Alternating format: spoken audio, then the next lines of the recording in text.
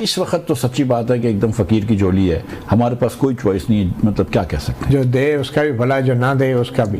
IMF की कुछ शराइत हैं जो आने वाले दिनों में जिस पर अवाम को काफ़ी जो है पेन मिलेगा। सिर्फ एक दिन पहले ही वजीर आजम ने तरसीलात ज़र में रिकॉर्ड इजाफे पर कौम को बकायदा मुबारकबाद पेश की। इसमें एक शर्त तो यह है कि आपको गैस टैरिफ इसी माह दिसंबर के आखिर तक आपको गैस टैरिफ की एडजस्टमेंट करनी पड़ेगी और मजीद गैस की कीमतों में इजाफा करना पड़ेगा।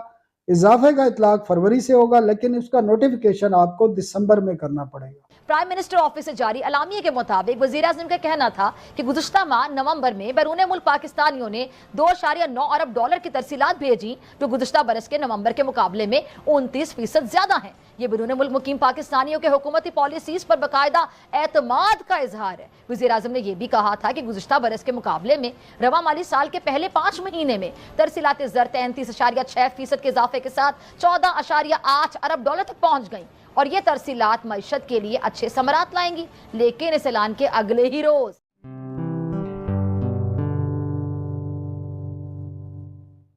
दोस्तों नमस्कार, जय हिंद। निक न्यूज़ भारत की रिएक्शन वीडियो में आप सभी का स्वागत है। दोस्तों पाकिस्तान IMF से कर्जा लेकर उस कर्जे तले दबे जा रहा है दोस्तों, और उसको बहुत ही भारी पड़ रहा है क्योंकि IMF की जो डील्स हैं, जो उसकी कंडीशंस हैं, वो तो अप्लाई होते ही हैं कर्जा देने के बाद। अब दोस्तों एक नया नोटिस आ गया है पाकिस्तान में, और जो उन्हें लागू करना पड़ेगा गैस पर। दोस्तों गैस पर एक नया नोटिस आया है जिस पर नया टैरिफ लग के आएगा गैस पर, जिससे पाकिस्तान की हालत और भी ज़्यादा खस्ता होने वाली है, जिससे पाकिस्तान की आवाम बहुत ही ज़्यादा रोने वाली है दोस्तों पाकिस्तान में वाटर क्राइसिस चलता रहता, कभी फूड क्राइसिस, और दोस्तों अब तो गैस क्राइसिस भी रहेगा, क्योंकि दोस्तों सर्दियों में गैस मिलना काफ़ी ज़्यादा मुश्किल की बात हो जाती है, सप्लाई नहीं हो पाती है। तो दोस्तों पाकिस्तान में बहुत ही ज़्यादा परेशानी की बात है, क्योंकि दोस्तों अब जो गैस पहले मिलती थी उस पर टैरिफ लग के आएगा और महंगा हो जाएगा, तो और पाकिस्तानियों को दिक्कत का सामना करना पड़ेगा। देर न करते हुए चलते हैं आगे की वीडियो की तरफ, देखते हैं पाकिस्तानी रिएक्शन। धन्यवाद।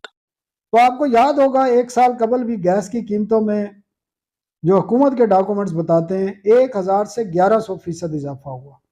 अब फरवरी में फिर इजाफा होगा, ये पेन होगा, ये डॉक्यूमेंट्स में लिखा है IMF के। फिर जून 2025 से आपको जो खाद और ज़रूरी अद्वियात हैं उन पर फेडरल एक्साइज ड्यूटी लगानी पड़ेगी।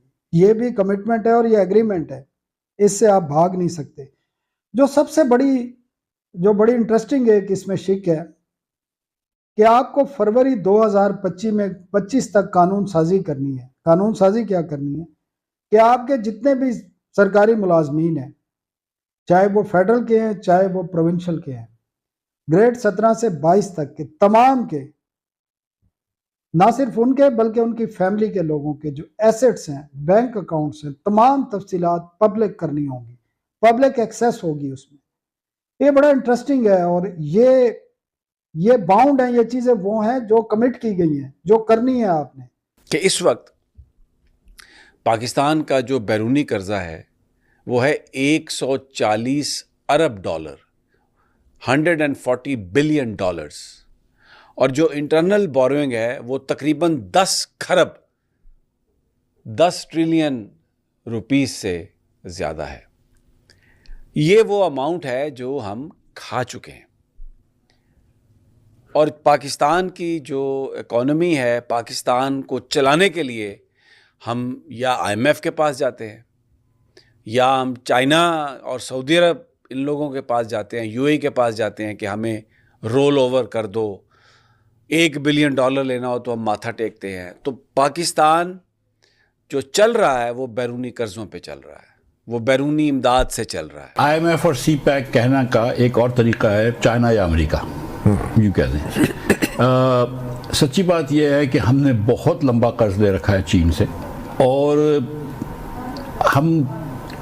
हमारा बुरा वक्त भी ख़त्म नहीं होता, तो हमें बार बार साथियों की ज़रूरत पड़ती है। हम इस वक्त इस जगह पर फंसे हुए हैं कि ये बात शहबाज साहब की सही थी पिछले प्रोग्राम में, कि चीन के साथ जो हम मेरे ख्याल से 450 अरब रुपए इस वक्त देने, 440 या 460 या 470 अरब रुपए, मेहताब भाई को पता होगी, 470 अरब रुपए हमको अभी भी देने हैं। और हम अगले 20-30 अरब रुपए देंगे तो 20-30 अरब रुपए चढ़ जाएंगे। तो चीन को पैसे देना भी ज़रूरी है हमको, लेकिन हम IMF के बगैर भी गुजारा नहीं है हमारा।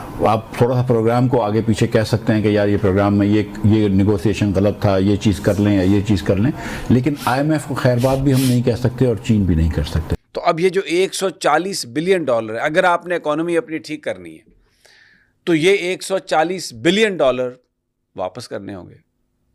और जो डोमेस्टिक बोरोइंग है 10 बिलियन डॉलर्स की, 10 बिलियन रुपए, 10 खरब रुपए की, उसका भी हिसाब किताब करना होगा। और इस वक्त जो हुक्मरान हैं उनकी तरजीहात क्या है? इस कर्जे से जान छुड़ाना नहीं है, पाकिस्तान के अवाम की बेहतरी नहीं है, उनका फोकस सिर्फ एक है, इमरान खान को कैसे न्यूट्रलाइज किया जाए। पाकिस्तान की एस्टेब्लिशमेंट, पाकिस्तान की फ़ौज, पाकिस्तान की एजेंसियां, पाकिस्तान की ब्यूरोक्रेसी, पाकिस्तान की political leadership minus Imran Khan, वो सब उनकी एक ही चीज़ पे फोकस है कि इमरान खान को न्यूट्रलाइज कैसे करें, इमरान खान से छुटकारा कैसे हासिल करें, इमरान खान को डिस्क्रेडिट कैसे करें। तो ये आपको नज़र आ रही हैं। फिर इसके साथ एंटी करप्शन के हवाले से कुछ इकदाम हैं जो करने हैं। प्रॉपर्टी टैक्स सूबों को रिवाइज करने हैं, बहुत ज़्यादा उनके लॉज चेंज करने हैं, ये भी है। एक और बड़ा इंटरेस्टिंग पॉइंट है, PSDP जो पब्लिक सेक्टर प्रोग्राम है फेडरल गवर्नमेंट का, उसमें सूबों के जो प्रोजेक्ट हैं उनकी फाइनेंसिंग होती रही है आपको हमेशा से। अब ये IMF से कमिट किया गया है कि सूबे खुद उन तमाम प्रोजेक्ट को एक पैसा वफाक नहीं देगा उसमें, ये तय हो चुका है। इसकी डेडलाइन ज़रूर है, इसमें थोड़ा सा टाइम लगेगा और ये भी आपको करना पड़ेगा। इसके अलावा आपका जो BISP है, आपकी जो हायर एजुकेशन कमीशन है, आपके जो हेल्थ के इश्यूज़ हैं, वो तमाम एक्सपेंडिचर भी अब सूबों को जाएंगे, सूबों ने करने पड़ेंगे। और वो मरहलावार कहा गया है, वो एक दिन में नहीं होगा।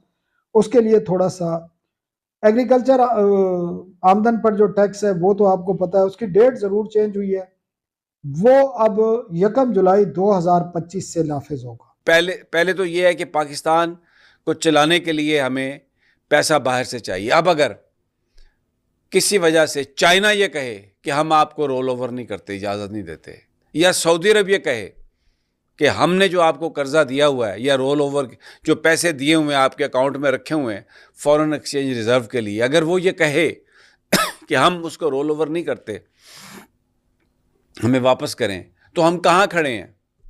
तो क्या होगा पाकिस्तान का, क्या होगा इन लोगों का? 25 करोड़ लोग जो यहाँ पे रह रहे हैं, क्या बनेगा इनका? ऐसी ही लेटेस्ट वीडियो देखने के लिए निक न्यूज़ भारत को सब्सक्राइब करें, लाइक और शेयर करना ना भूलें।